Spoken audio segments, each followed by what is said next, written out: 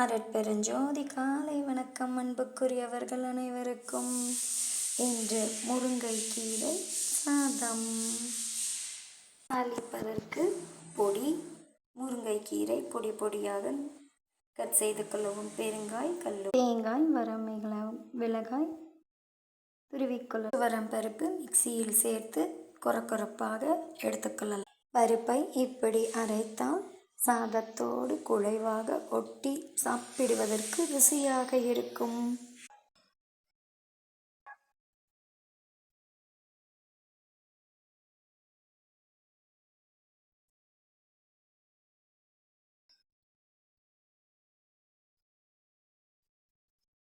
Mix it well.